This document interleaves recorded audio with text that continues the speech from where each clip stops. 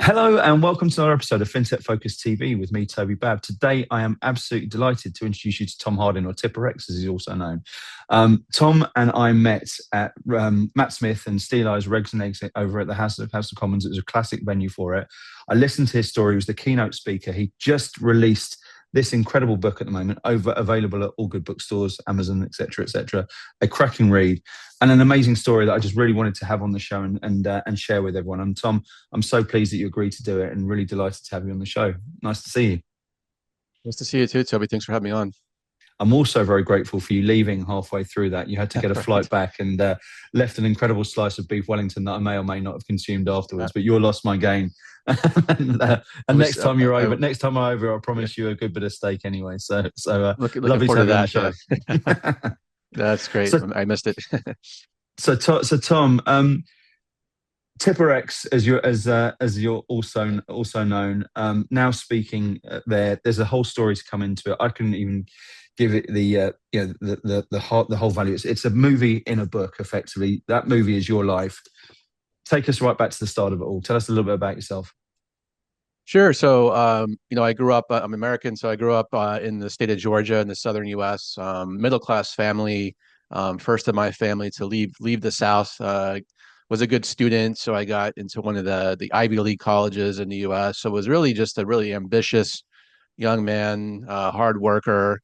Always felt like a little bit of an outsider. When I got to this fantastic college, I just realized, oh my gosh, these people were the top students from all over the world, and I really have to up my game, and struggled sort of a little bit with imposter syndrome, I think, even through my career, which we'll talk about. And then got into investment banking, and after a few 100-hour work weeks, which people may be familiar with, got recruited by a hedge fund. We're going back to the early 2000s, so that's the .com. When all these companies were public, pets.com, which are no longer around, kind of selling that dream. I loved looking at tech stocks because, especially being long and short at the hedge fund, you could always bet on the new entrant and short the incumbent. So one of the trades I talked about in my book, Wired on Wall Street, was after a year after the Google went public, I said, boss, we should own Google and short anything that's a Yellow Page stock. And of course, younger listeners will be like, what's Yellow Pages? So I think we remember telling you. It takes me back to exactly the same job I was doing in a very different world at that stage. Yeah. So those are the kind of things. So those are longer term ideas. These are going to play out next week. And I was had a great job in my final hedge fund, still quite young at 28 years old. I became a junior partner at a fund seeded by Julian Robertson, who was kind of a legend on Wall Street in the hedge fund industry through the 1990s and 2000s. And so I had a great seat. Never really felt I had to cross any line. But I also became aware, Toby, that insider trading was rampantly going on. And the way I want to explain that is 60% of stocks, I think it was in 2006, that were acquired by private equity companies had suspicious trading. So these unexplained spikes weeks before the announcements became public. So my boss and I, saw this happening. It seemed like it was normalized behavior. This is clearly happening in the industry. Didn't seem like it was being prosecuted at all. Hedge funds would file, new positions, and there was takeovers right after the filing. So that's sort of sets the stage, and never felt it felt normalized at that sort of stage, right? It did feel normalized. And even there was, I shared in the book, there was sort of different groups within the hedge fund industry, often separated by ethnicity, who would share information, or go back to Taiwan and get information that they could trade the semiconductor stocks that are popular today. Back then, or the same type of thing. There was a group in Boston and Massachusetts who would trade and get information, inside information, and trade the tech stocks there. So I didn't feel like part of that group, but I also, again, felt like an outsider. And I mentioned it was sort of like looking into the window at the clubhouse, trying to figure out the secret handshake, like how these guys are doing it. And there was a really pivotal moment where we were investing over a 3-year horizon to start our final hedge fund. And then we lost money in the first quarter. And that really shouldn't have mattered because, again, we were investing over a 3-year horizon. But my boss came into my office one day and said, Tom, I know we're investing longer term, but we just lost money in the first quarter. He was sort of, panicked about this. Now we have to start looking for shorter term opportunities to make money every month, or, we're young, we may not survive. Mm. And, stepping back from that, the goal went from 3 years to monthly. And he also gave me a new mandate where I could put stocks in the portfolio and not have to talk to him as long as they were less than 1% of the assets we managed. So two big things happened there before the misconduct. Which creates in itself a an awful lot of pressure at that sort of stage. You're 28 years old. Yeah, You just alluded to the fact that there's this imposter syndrome. We know it's an industry with pressure that's involved into all of that sort of play. So the stakes change very rapidly for you, don't they? they did. It now became, we have to make money every month. Now, Tom can have discretion on small positions that might help us every month. And I didn't, when I share this story today, I always tell people, you have to sort of ask clarifying questions in that situation, especially if your boss comes in or a client comes in and puts you under pressure. We have to get this done. I don't care how it goes. Like, you have to have the courage to just sort of clarify that. For me, boss, it sounds like what you're saying is anything goes. What these other guys are doing, if I get that information, I'm going to make the trades. Like, that was going on in my head, but I didn't clarify that with him. I just made assumptions and like, okay. But the goals Do you changed, think that and was then do you think that was implied at that sort of stage? I think it was. I think it was. I Yeah. think So if you'd asked the that was part clarifying of it too. questions, if Yeah. you'd asked the clarifying questions, do you think you'd have got the answers which you wanted to have? Because you sort of taken that, and I took from when I heard that when I read it, and you saying, Hmm. right, I should have asked those clarifying questions, and it's you were taking the responsibility for that. For me, there's always an implied piece when you're at the top of a place like that, you're under pressure, and you push that down. There's Yeah. there's that as well. But you were very decent around that the way you Yeah. I positioned that. I think if I would have asked him in a way that he had to verbalize what he was saying, I Mm, maybe he, it's harder to when we put spotlights on our rationalizations, we have to actually say them and verbalize them. I think he may have maybe caught himself saying, "No, of course not, Tom. I'm not asking you to cross the line." But also, like, he didn't want to know whilst clearly when we winking. get to that. Yeah. Yeah. So willful blindness is the term, right? So he Yeah, yeah, yeah, he yeah. clearly didn't want to know, but and at the time I took it as anything goes. And so probably a few months after that meeting, I received a call from another analyst in the hedge fund industry who had worked for this billionaire, Rajaratnam, Sri Lankan billionaire. I used his name in the book. His case is very public. Mm, He was one of the mm, the big people later charged, and she said, something around like, Tom, you'd made me a lot of money over the last few years on some great ideas. I have something for you, and you can't tell anybody. Now, mm, for most people, that should have set off a red flag. Like, okay, this sounds interesting, but I thought this is interesting to me. What does she know? And Toby, it was a blatant tip about a public company that she had learned from sort of a convoluted tale of her cousin's roommate worked at Moody's, a rating agency, and his client, a public company, was going to be acquired by a private equity firm in a few weeks. Here's the mm, date, here's the price, here's the PE firm. And I mentioned she was always full of rumors, and I questioned as I wrote the book, why did I even stay in touch with her? Because I suspected mm, she was trading on inside information, but she lived in Silicon Valley. She knew the latest rumors, and I sort of rationalized staying in touch with her for that. So it's mm. not a surprise that So she's the one that would you later saw tip that as me. someone who's just had the finger on the Yeah, yeah, pulse yeah. and could give you some information that'd be useful Yeah, without because it I'll. with it. And when does it tip? Just for people who aren't watching, you might not be okay with that. Mhm. When does it tip from market intelligence to insider trading and inside? Yeah.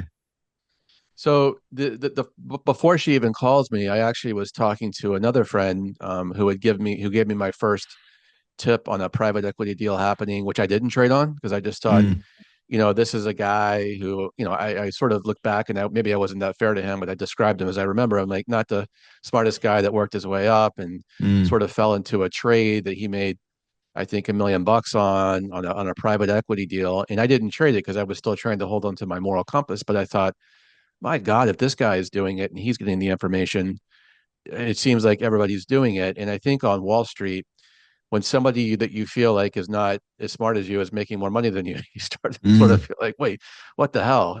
Yeah, yeah. And so this a few months later, she calls with a tip, and I actually didn't trade it, but I passed it to him. I'm like, hey, if you do this stuff, you go ahead. And just right there, my first step across the line in, US, UK, most countries is by tipping the information to him. I Yeah. could now be charged by FCA, SEC just for tipping. And he tells his whole firm apparently they load up. And Toby, every day I'm seeing the stock trade up, and I'm starting to convince myself, like maybe my tip made the information public. Maybe it's out there, or maybe it's like these Yeah. guys know, and she's in it, and she said not to tell anybody what I did. And maybe a week later, he calls me and he's like, "Are you in?" And I remember calculating in Excel, like what would a 0.9% position for me to be? Like what could I buy in the portfolio and not have to talk to the boss? And I remember calculating it was 14,000 shares of Excel, and I kind of dramatized it in the book a little bit. My finger was on the mouse trembling. 14. Yeah. That's the way, I remember it. I wasn't like I didn't have a conscience. Like I knew I was crossing the line, and Yeah. I put the trade in. It was executed. And when the What trade do you was what do you think? What do you executed, think made you do that? What was the thing? yeah, You're sat there. You think you're clearly a good guy. You got yeah, your hand trembling over the mouse. You know what it's doing there. It's not something. We'll talk about this later on, but it's not like you've got a track record of cheating right, or anything like that right. in your history. What was the bit there where you said, right, this is why I'm going to do this? Do you think it was a It was cascade of really things with psychologically it or? was a cascade of things. It was I talk a lot about in the book about rationalization. So when an employee crosses a line, there's usually a perceived need. So we had this need for short-term performance. There's Yeah, an opportunity I mentioned that lacks control. And for me, the big one, and a lot of the writing is about the rationalization. So I said, yeah, everybody's making millions. Like this knucklehead who called me, my friend is going to make millions. I'll just buy a small amount. And because it was such a small trade in my mind relative to everybody else, it was immaterial. I felt okay about it. So, like the rationalizations were almost already there. I just had mm, to grab mm, them and stick them in my head. I'll do it one time just to almost feel like I was playing along. Like these guys are doing it. Now I'm part of this illicit in group, but I'm not as bad as mm. they are. And Yeah, there's yeah, this term I found researching like moral licensing. Like we do all these good things in our life, so one trade, I'm still a good guy, do the right thing, good husband, faithful husband, go to church, I can make one trade. So that was really the machinations in my head, like all in isolation, not talking to anyone, not talking to any mentor about this or anything. mm, mm, And that really allowed it. And I thought, we'll get to it later. Like if my boss had a problem, he'd say, "What the heck is this?" And never asked a question. mm. It's fascinating that, isn't it, as to where it gets to. So you've opened up the door, and this first piece has happened. And you're in that club, and it's going to be a one-off. How does it then mature for you after that? So the deal happens exactly as she said, because I've also told myself maybe this is a rumor. I mentioned she's always full of rumors. It sounds Yeah, specific, maybe it's a rumor. It hits the news wire exactly as she said. I honestly thought maybe my boss is going to fire me. Clearly, this is insider trading on a private equity deal. And as we mentioned, earlier, he's like, "Oh, don't tell me how you're doing this or keep me out of it." So he definitely yeah, doesn't yeah, want to. Nobody knows. So he yeah, yeah, exactly knows what's happening, and he was never charged. But yeah, I thought, wow, that further fueled my rationalization. So three more times the tips come in, these small positions, the deal's happening, my boss being some combination of willfully blind, so keep me out of it. And today, of course, especially in the UK, he'd be charged under SMCR. Like he's mm, definitely accountable for what I'm doing. yeah, yeah, Uh, but at that time, he was not charged. But it further fueled my rationalizations. Like I'm surprised by the third one, I wasn't doing a 5% position. Why was it all these small positions? Because he's looking the other way. So yeah. it happened four times. And how are you feeling about it at this sort of stage? Tell us about how the first time the mouse is trembling. By the fourth time, is the mouse just Yeah, getting clicked? it's more normalized. And then one of the crazier stories in the book, by the third trade, I was wondering, why is she giving me this great information for nothing? Nothing. What a nice friend. And so she said, if these are continue, her source of information in California wants $15,000. And I thought, oh my God, I would never do that. Like that sounds illegal. Like I had rationalized the small So this is trades. Who worse. am I Yeah, yeah, yeah, hurting? So this is actually worse. So I called my friend. Here's the situation. He's like, no problem. I'll get you the cash. And it's just a crazy story where I have 15,000, like 150, $100 bills, which is a lot of cash in my laptop envelope. I'm going to the airport. I thought I can't go through the metal detector with this cash in my laptop bag. So I go to the bathroom. I put it in my shirt, in my waistband, in my socks. I walk through the metal detector, and they still say like nothing in your pockets, sir. Nothing in my pockets. It was my face was a waterfall. And then I went through the screening machine, went to the restroom, put it back in my laptop bag. My flight's called to board. There's actually two security agents at the gate of my flight, stopping passengers randomly. They stopped me. I thought, oh my God, they're here for me. They flipped Mm, through the bank envelopes and they said, sir, have a nice flight. So good old mm, security agents. But I thought, oh my God, I'm never doing this again. That was an insane experience, but it was all my yeah, decisions. yeah, yeah. I mean, it's got the touch of that Wolf of Wall Street scene right away, right Yeah. away there. And you're Yeah. so you sit there, you get through that, and you it's in your mind at that sort of stage. You're in the clear. This is working for you, right? This is working. I gave her the cash in California. I told her never again. And she's like, sure, Tom, sure, never again. And it would happen one more time, not with the cash payoffs, but four trades. Personally, the firm made over $1 million, but my personal stake on these four trades, what I made was $46,000. Like that's the price of my career, at Yeah, 29 years old. it's phenomenal, isn't it? That sort of thing. When you told us that at the event House of Commons, it's sort of I said to you that was a month or two ago. That line has been running through my head about the sort of decisions that can define a career and the last Yeah. however many 10, 20 years that you've been through based on that sort of cash. I mean, it's a crazy thing to think about. Tell us about that. The impact that had, that $1 million. What did that have for the company? Were you seeing there? Yeah. Was your stock rising? Was your influence rising? Were you seen there as a sort of hero in the business, or was it pats on the back at that sort of stage? It was pats on the back, and even like I had a great year that year on legitimate trades. I mentioned in the book we owned a couple like Chinese stocks, and the Chinese economy was growing over 10% then. So I had a great legitimate year. But really, on the $1 million, we managed 100 million for clients. So we were up 31% with those trades. We were up 30% without the trade. So again, what is the Mm, point? mm, I shared like one IPO allocation we got added 4% to our fund in one day in Alibaba and on Hong Kong, and like that was a legitimate research. Went to China, made the relationships. Like, what's the point of even doing this? And I think for me, I rationalized it, but I also felt now I'm part of that illicit in group. Now I had status, which is very foolish, but that's how I felt at the time. There's the classic sort of ego is the enemy piece, but it's a powerful thing, particularly in this industry. When you're talking about an industry there that is around performance, and you're there, and it's an alpha environment, and Yeah. particularly when you come in there sort of with imposter syndrome into an alpha environment, it sort of drives behavior. And you saw this all around you at the same time, right? That's right. It was all normalized at conferences. As I said, the people that were, a little bit older than me, quite wealthier than me, were in getting the information. It was normalized, and now one of them put his arm around me. Now you're one of us, sort of like to use a bad Star Wars analogy. Now, young Padawan, you're now you're now part of you're the Sith Lord or whatever. It's like that was part of it. And tell us how it then moves further forward. So at this sort of stage, you're there. You've had a good year. I guess in to paraphrase it, you're getting away with everything at the moment.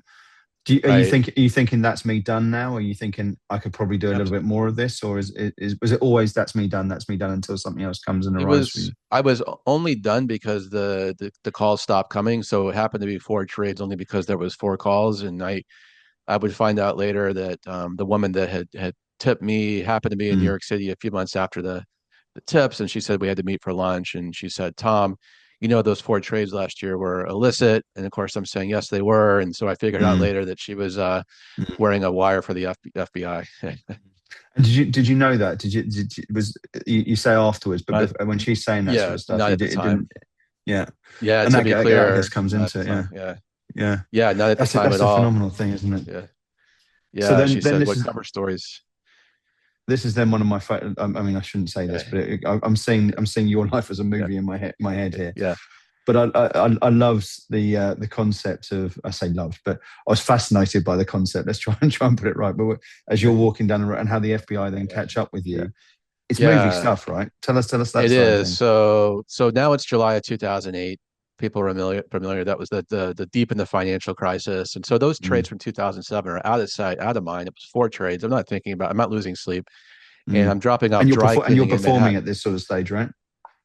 Yeah, so exactly. So 2008, it's a tough year. We're losing Mm, money. We're focused on the fund. I'm thinking about the market every day. It's awful. And so I'm in this haze of thinking about the markets. I'm going to get a taxi to work, and I drop off some dry cleaning and step on the sidewalk, and I hear somebody behind me in New York City say, "Are you Thomas Covey Hardin?" And the last time I heard my full name was my mother back in Georgia, and it wasn't my mom. I wasn't in trouble with her. It was two. FBI agents, straight out of central casting, male and a female, dark suits, while it's out, FBI, come sit down with us. And we sat down at a fast food restaurant. He's like, hey, man, we know about your four trades last year. And I remember kind of thinking, like, those were such small trades. Like, how would they know? But, they kept talking. We know that you were just down in Georgia visiting your baby nephew for his baptism, and they knew his name. So now I'm freaking out. And basically, they said, we think you can help us build some of these cases on Wall Street. Are you aware insider trading is happening? And I'm like, of course, it's rampant. And I took his card, and I said, should I talk to a lawyer? And the FBI, they actually got upset that I wrote this, but this is what they said. They said, we'll let you know when you can do that. So they're not Mm. supposed to say that, but that's what they said. They have to build cases. I'm scared. And the female agent, her hand was so cold it went on my hand, and I was startled. And she said, "The FBI is here for you when you're ready to turn your life around." So you talk Mm. about a psychological tactic. Yeah. Isn't it? And that's Yeah. I mean, that's just a phenomenal thought process around it. So they play effectively good cops to you. They know who you are. They profiled you at this sort of stage. They think, right, this is someone who can help us in this sort of journey. um, Yeah. And you're there. I love what you also said. Say loved. Again, I apologise for this because I'm sort Oh, of sorry. Yeah. I'm getting excited about the whole story as opposed to recognising. So in so many ways it feels like fiction, and I'm talking to a man here doing it. So I apologise for where I'm going.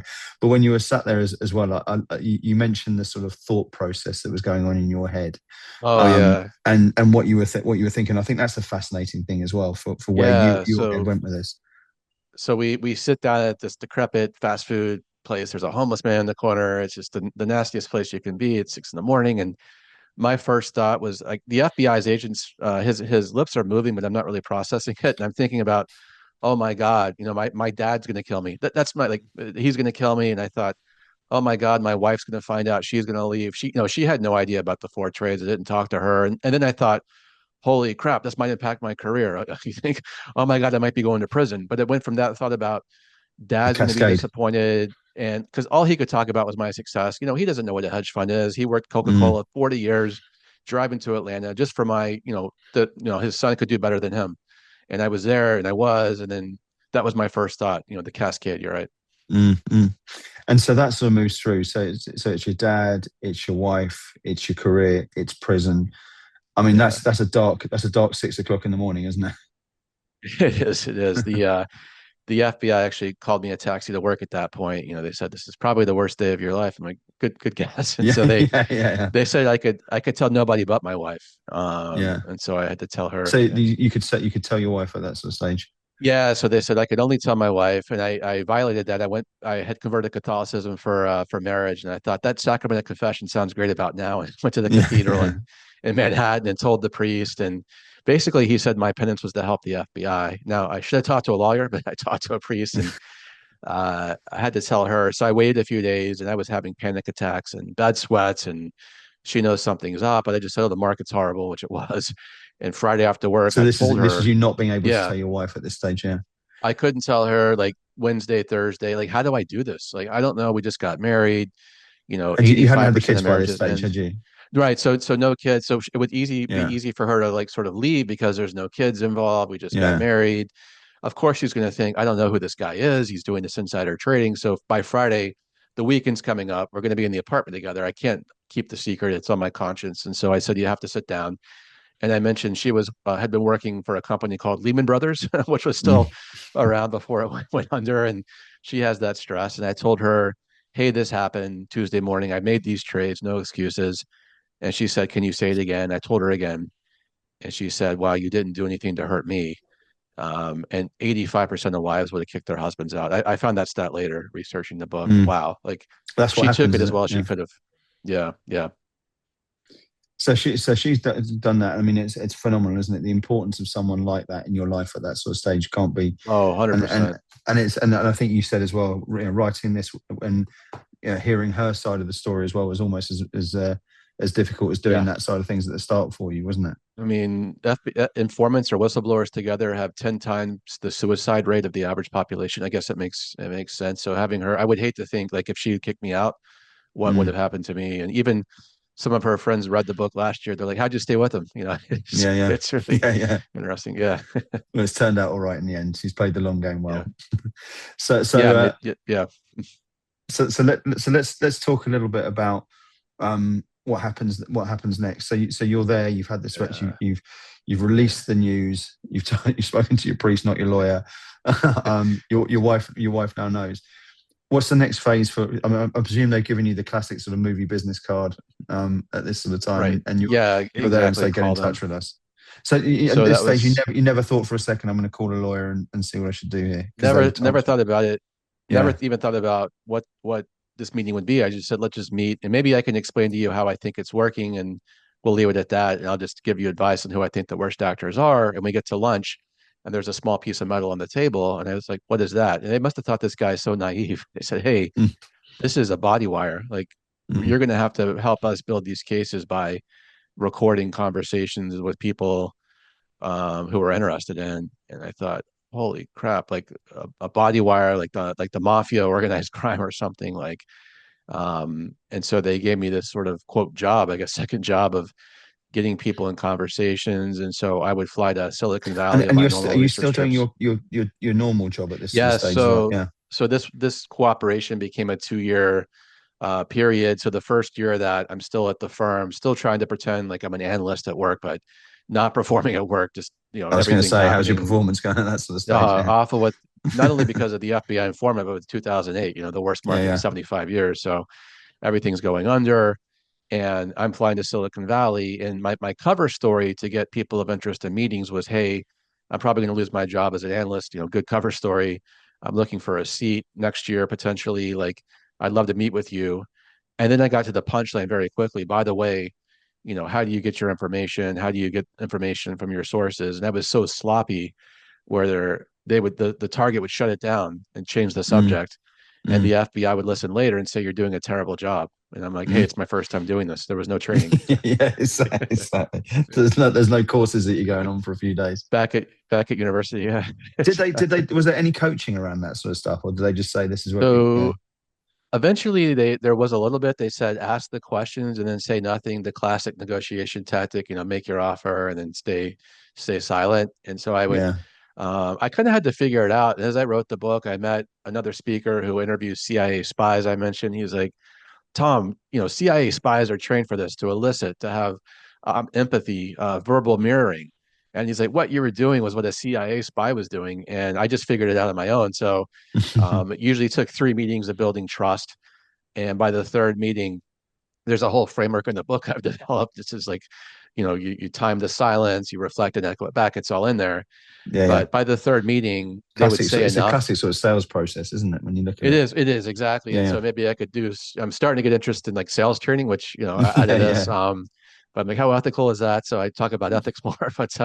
But this is how it was, and just eliciting, using their language, all the classic sales tactics. And by the third meeting, people usually trusted me enough, not to confess to a crime on the wire, but just to say enough. Oh, I have a contact at this company, or this is how I do it. And the FBI would say, "Tom, you're done here. On to the next one." Like, not good job or bad job, but just like on to the Mm. next one. So it's very sort of transactional in the whole process around it. Yeah, yeah, Have they exactly. told you about how long this becomes your life for at this stage? I had no idea.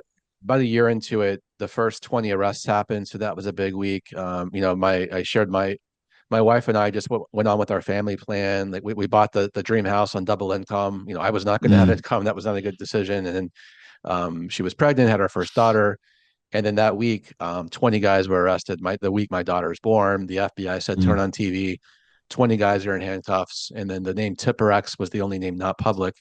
And I figured out, I'm an analyst. I could figure out, oh, I'm Tipper X. And they said you should talk to a lawyer. And my lawyer couldn't believe I'd been doing this without a lawyer. And, Mm. I said, again, it's my first time doing this. I'm just Yeah, yeah, following their yeah. orders. And eventually I drew the line. They wanted two good friends. And I was sort of like, somebody read the book and they're like, "You're a rat." Like I was trying to protect two friends who were like also they were focused on. So I felt if I bring them the worst actors, maybe it'll protect my two friends. And it actually worked out that way, where I drew the line at my two friends, and the FBI leaked my name the next day. And so it's a weird situation being the informant. Am I a rat? Am I just should I have done this to my two friends? But I had to draw the line somewhere.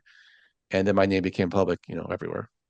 And they did that because of your reluctance to implicate your friends, and that's where they said, Yeah. right, we'll leak the name, and now that's you done. So it's on me. I had to draw the line. Otherwise, to your point, how long would this have kept going? And I don't know. I just felt like these are good men. I know them. I knew them from Yeah. college. Like, I drew the line. So my name was coming out the next day, and it was just an awful. One of the worst moments was that week where my wife had gone back to work from maternity leave, and Monday she's Mm, showing pictures of the baby to her colleagues, and Wednesday mm. her husband's You're in name the is on the paper. front of every newspaper. And she Mm, comes home, and by then I left my firm, and I was just a stay-at-home dad. And she took the baby from my arms and was like, "I can't believe you did this to us." So that mm, was the lowest I've ever felt in my life. Lower than that mm, FBI approach, lower than mm, the wire stuff. Like when I finally found out that my decisions did have consequences and it mm, wasn't a victimless crime, that mm. was like I didn't feel any lower than that day. Yeah. And you hadn't realized it until that day when she said that Yeah, because you she was so felt. stoic before then. Yeah, She just she kept it a secret like for 2 years because she had to. Like she couldn't tell yeah. anybody. So all the white So lies it's about almost you could yeah, compartmentalize it and all that sort of thing at that time. Yeah, yeah, it's just unbelievable, isn't it? So it is. and Yeah, so at that sort of stage, you're in the press. You've had that sort of conversation. Tell us yeah, about what you're thinking happens now, because again, if you're at that sort of stage, there's a lot going on in your head again at this sort of time, right? There's been no yeah. guarantees given to So you. no guarantees, and just like I'm still relatively young, my early 30s then, so I should have time for a second career, but I couldn't figure it out. I was in such a shame spiral. It lasted so many years. I wish I had snapped out of it and pulled myself up by the bootstraps sooner, but I was just like drowning in shame. Like I'm never going to figure it Mm, out. I was a stay-at-home dad. And my wife was like, just be the best stay-at-home dad you can be. She gave me such grace and such latitude to figure it out. And she always said, mm, you got us into this, you're going to figure out how to get us out of it. So I wish I took more pride in that role as a stay-at-home parent, but I just felt like my identity was like I had destroyed myself. Like I should be working. And so I became a good cook and all this and tried to be good at that. And then she got me into running one day again. So that gave me structure. And I wrote, I got into marathons and ultra marathons. And I was almost doing these crazy races to not have to deal with my punishing professional yourself. future. Like Yeah, yeah. punish, yet also punishment, penance, like exactly is the Catholic penance there. Yeah. Hmm. It's and so you mentioned there. I wish I'd sort of got myself out of that spiral, out of that shame beforehand. What was it that if you were to go back and be able to talk to yourself at that sort of stage, or talking Hmm. to others who've been in that sort of process, because it still happens, right? And it's happening to Yeah, people all the 100%. time. If you're Yeah. there and Yeah. you can give the wisdom to people who are in that sort of position, what are you saying to people at that stage? I mean, I know what you'll be saying to people at the very start of Yeah. this whole process, probably with "don't do it." But if we Right. go, Right. if we Well, come sure. to this sort of phase, and you're sat there, and your world's just crashed down, and you're in that shame spiral, and you Yeah. feel like you've wasted a couple of years in that sort of time, what would you be saying there? How can people deal with that? Because it's like, yeah, you can't tell to people to be taller, can you? That's the thing. Right. It's No, it's exactly easier said than done, maybe. But so a few things like, I mentioned first of all, like put the self-help books down. It's just going to make you think about yourself. So I want that. mm, Be of service. Like my wife, encouraged me to volunteer at our church, to be of service, help others. You have to accept responsibility, especially if it's your own decisions. It's self-inflicted. Like for a few years, I said, why wasn't this guy charged? Why was I charged? My wife would slap me around.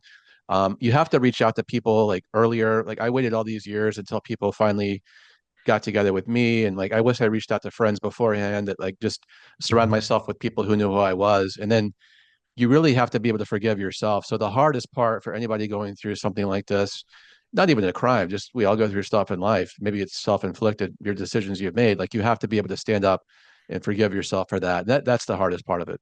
mm. And how did you do that? How did you forgive yourself in that sort of way? Um, it just happened where for years my mind sort of subconsciously would loop that moment when she came home from work saying, I can't believe you did this to us. So I was in a deep Mm, amount of shame. And then it wasn't until one of my first speaking engagements about this where the event planner said the audience liked it, but they felt you were not okay. And so she said, mm, drop the shame, keep the guilt. I said, what's the difference? She said, shame is, I'm a terrible person that did a bad thing. Guilt is maybe I'm a regular guy that made some poor choices. And that was a huge yeah. unlock for me to stop looping this shame in my head. So that's kind of where it started. That sort of guilt shame piece is a really interesting paradox, isn't it, between the two Yes. pieces, and it feels like that there's a huge amount of fortune in your story at the same sort of stage to be having people like that around you.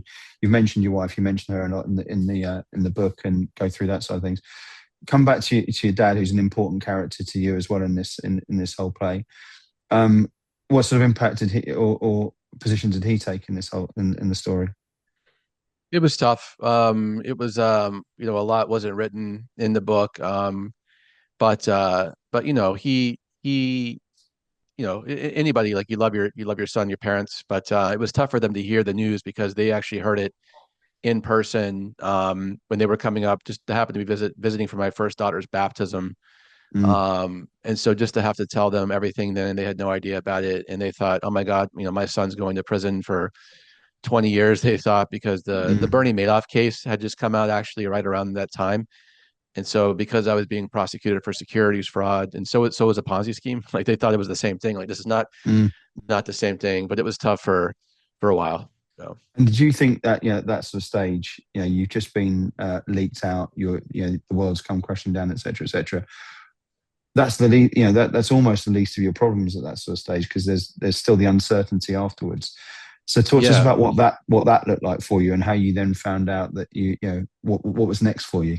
Because that to me is the So bit, when you talk about yeah. cascade thinking beforehand, at that sort of hmm stage, and you're out there, and that whole piece of you being valuable to the whole process, of you being able to sort of characterize and rationalize that whole thing. This is where it starts to really spiral. I would have thought. That's right. Yeah, you're right. It's a good framing that it's almost secondary that I'm Tipper X. It's more about, like, how am I going to go get back to my life professionally? What's the second career going to be? And so I was starting to do drop shipping on eBay before it was popular. And Yeah. my Chinese suppliers would hijack my eBay listings and list it lower. I think this isn't working. And I couldn't be like a state, like my wife, like after Lehman Brothers, she bounced around. Like, it was hard to find stability after that in those years. So we weren't going to survive just on her income. Like, I had to figure out a way to make a living. And then eventually I was sentenced, and I thought, okay, now I get a job. And I had no prison on the sentence. It took 7 years, and the That judge was the said, thing which amazed me. yeah. So you're sat in this wilderness, this limbo land for 7 years So right, after the 2 years, if I'm not mistaken, of where that goes. That's a yeah, long time. it was 7 years between the approach on the street where they knew my name and sentencing. And so Absolutely, yeah, jobs I applied to, my friend worked at a big uh, one of the largest car companies. Their North American offices near my town, and he worked there. But HR kept saying, understandably, we can't hire a felon. We have no idea if he's going to prison. Like, we can't yeah, do this. So that kept getting shot down because I just said, hey, I'll just build Excel models. Like, I'll just be your finance manager. Like, I'll just do anything in the background. I need a job, and it was a yeah. non-starter. You And can't do it, then and you're still yeah, unbanked, and you're still yeah, your still credit still shot as debanked, well. credit Yeah, shot. And so I'm sentenced to no prison. So I thought, maybe that my life will be, maybe I'll get hired now. My lawyer's like, you still have a felony conviction. It's not going to change anything. yeah, And then there was a woman there, a reporter in the courtroom, that said she wanted to write a story. I figured I have nothing to lose about all the weight loss and the ultra marathons and the stay-at-home dad.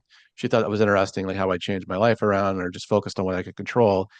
And then there was a big podcast reached out about 10 years ago, the first time I shared the story raw, a few days after I was sentenced, on the Ritual podcast. And an FBI agent on my case had been listening. Like, you think about the confluence of events happening like this, they listened to it. And in 2016, I got a call from a restricted number. And I thought, what do these guys want now? It was the FBI's restricted number. And they said, hey, you were the youngest guy we charged back in the day. 81 people were arrested, and you hardly made any money. I'm like, do you have any other insults for me? Like, I'm trying to go on with my life. And they said, what? I was trying not to get caught. And they said, come talk to the FBI. And they basically said, go do this for a living. I'm like, guys, I nobody's going to hire me for this. And they said, no, there's real value here. And so I spoke at colleges for several months, just to get my sort of how do I tell this story in a way that has meaning to it. I didn't charge yeah, colleges. I just spoke to get almost my therapy. And then one day a company hired me to speak for, like, I don't know, $3,000. And once I got paid one time, I told my wife, you can quit your job. She's like, are you crazy? We have 17 months of cash left before we have to sell the house. I said, hey, now I really have to own this. Like, now I have to stop up. Now I have to figure out how to make a living sharing the story, just because it was making such an impact. And there was an opportunity to do that. And so then I went all in. Okay, I guess my next career will just be sharing this story as part of training, as part of leadership engagements, about the classic slippery slope that we talked about. and that turned into over 600 talks in 13 countries since then. Amazing. And then my publisher reached out a year and a half ago, get this story on the page. So then you mentioned Wired on Wall Street came out this year. And that's when's the movie coming out, Tom? That's the next. That's the next thing. So we have it all at Netflix and all the big ones. So we'll see what happens from that. So yeah. I'll play you if you need me. Absolutely, we'll get you there, Toby. You could be maybe one of the FBI agents. There we go. I'll take that one. I'll take that one. So I mean, it's an amazing story, and I think you talk incredibly well, and it doesn't surprise me that there's been that. But if we just looked at the time, and this has flown by as we're there, and I know you've got a hard stop. So let's start to wrap up here. And you mentioned there something really important, which is the lessons which you can take away, the things which have been valuable. Why the FBI said, look, this is value to you, to the people who are going to listen to it, and all that sort of thing. If you're sat there and you want people to take away 3 or 4 things from your story, 3 or 4 things that can impact them, 3 or 4 things that can, I guess, help heal and repent, or whatever, whichever way you put through that. What are some of the takeaways that you think people can hear from the Tipper X story? Yeah, I think going back to, I made decisions in isolation. I didn't talk to anybody, rationalize what I did. If you ever feel like you have to make a decision in isolation and can't talk to anybody, then you're already halfway down the slippery slope. So that's a good place to pause, ask clarifying questions, get outside your own head in any business. I think leaders that send ambiguous messages that can lead to problems. So just ambiguity is kind of the enemy of ethics and integrity and having a good culture. So try to figure out if you're giving ambiguous messages, and that can create cultures of silence if people are afraid to clarify the ambiguity. So that's something too. I think for me also as a young man, if I could talk to young Tom, from my 40s to my 20s, like just compete against yourself. Who cares if these guys are cheating to get ahead, because they're going to get caught eventually. And just that focus and that being like so insecure about that, for me, I think sort of blew my life up to some degree. And then once you're through it, and once you've gone through it and made the decisions, you're trying to bounce back. Like anybody, like your scars can be your service. And that's kind of like the way I look at this today. Like I could not talk about this and help no one, or I could talk about this and try to help people just make better decisions. So anybody, we all have scars, but try to figure out how you can use them, in a good way. Positively as well. Yeah, no, I absolutely agree with that. And I think you mentioned something which as I mentioned, stuck with me, and I've spoken to a number of different people about this since we met. It's been running around in my head a lot, where you talked about the sort of rationalization. You mentioned that before at the start of the show, but we didn't go into it from there, of where you said, look, you were, as a teen, you just passed your driving test. Yep. You're able to sort of go from, in a 30 miles an hour in a 20 mile an hour zone, or whatever it might be. Those little bits and pieces can happen to it. It's I think we were talking at lunch afterwards about how you can kick a ball out the rough at golf. You can do the same sort of things as you were doing at the same time. Give us a pearl of wisdom from that, because I thought that was really interesting about how these things are all linked, and they're not too far away from each other. Yeah, really be cognizant of, even like if you tell yourself it's okay to cheat on the small stuff. So with me, I shared very innocuous things like driving a little bit over the speed limit, or back when I was in college, there was Napster, and so I'm dating myself there, but there was a way to get songs, and so I'm breaking lines, but I'm rationalizing it. Just like even the small things, I feel if you cheat on the small things, you will cheat eventually on the big things, and I think that's just really important for people to keep in mind. So whatever you're rationalizing, just pause there and think about it, and try to shine a spotlight on what's happening in your head and verbalize that and get it outside your head. And it's just a good place to have a pause and think about, why am I telling myself this story? And talk to people as well. I think you're exactly right. When there's the old expression of a problem shared is a problem halved. And I think if you think about the reaction of your family after the whole equation, when you're in that sort of zone, and you think about what would have happened or what they would have said at the start of it, I'm pretty sure you'd have had all the support you'd have had even then, and more at that sort of stage. So I think it's so many good lessons from it. And as I said, look, this is a fantastic book. Tom, as a speaker, I thought you were fantastic as well. So be it getting the book itself, waiting for Netflix as it may come through, or even getting out and being the 601st of those 600 speeches. Tom, if people want to get involved and find out a little bit more about you, or get you to speak to their companies, their businesses, their events, etc., etc.? What's the best way for them to get in touch with you? Thank you. Yeah, my website, all the information, tipperx.com, TIPPERX. The US Patent Office just gave me the trademark for TipperX, I found out. So the next cases will have to be Tipper Y. So I'm the only TipperX out there in the US at least. So that's where all my information is. And the book is Wired on Wall Street, again, available where books are sold. Fantastic. Well, listen, Tom, it's been great hearing the story again, and I'm so pleased you're turning it into something that's powerful, that's useful, that can move everything further forward as well. And I wish you massive luck moving further forward. And thank you for sharing it. Thank you for being so open and honest with everything as well. And I've loved having you on FinTech Focus TV. Thanks a lot. Thank you, Toby. It was a pleasure to be here. And thank you all for watching. We will see you soon on the next episode of FinTech Focus TV. Thanks a lot.